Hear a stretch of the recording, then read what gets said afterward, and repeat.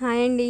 నేను మీతో అయితే మీ అందరికీ ఒక క్వశ్చన్ చేసే ముందు ఒక సిచ్యువేషన్ అయితే షేర్ చేసుకుంటున్నాను. జాగ్రత్తగా వినండి.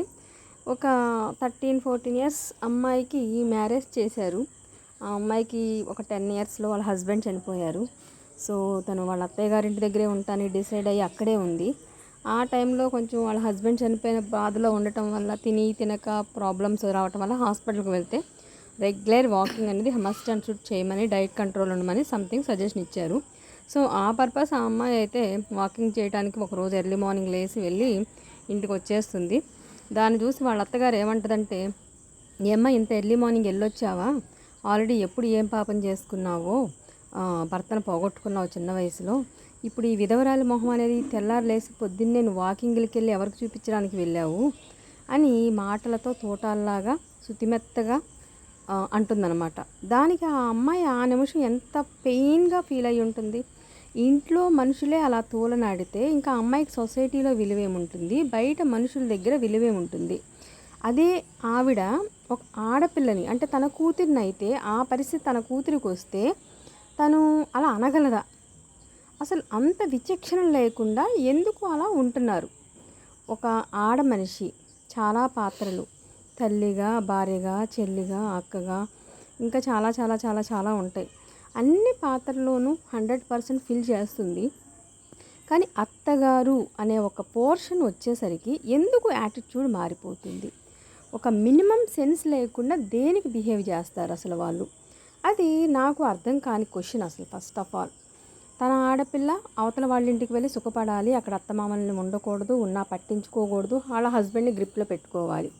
ఇది తల్లిగా చెప్పే మాట. అదే ఇంటికి వచ్చిన కోడలు ఇక్కడ గాడెడి చాకరీ చెయ్యాలి, అత్తమామను చాలా జాగ్రత్తగా చూసుకోవాలి, రెక్లెస్గా సమాధానం చెప్తే కొడుకు చాడీలు చెప్పాలి.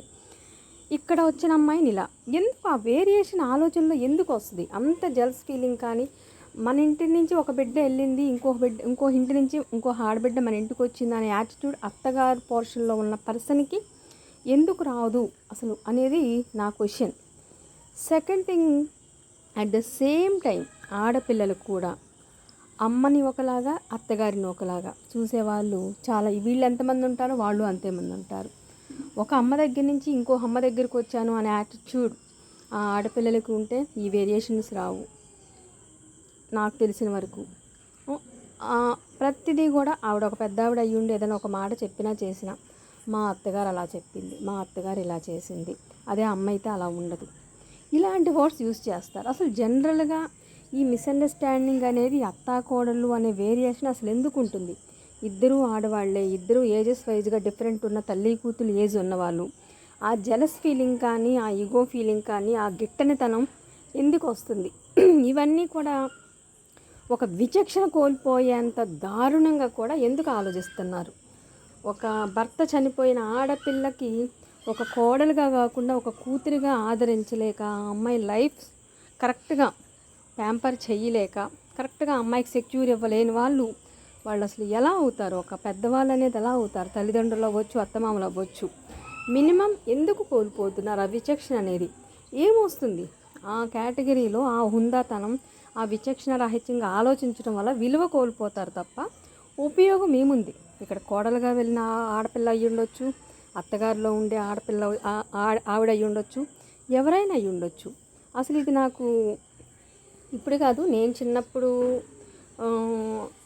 చిన్నప్పటి నుంచి నేను చూస్తున్న సొసైటీ నుంచి ఈ రోజు వరకు నాకు అర్థం కాని క్వశ్చన్ అదొక.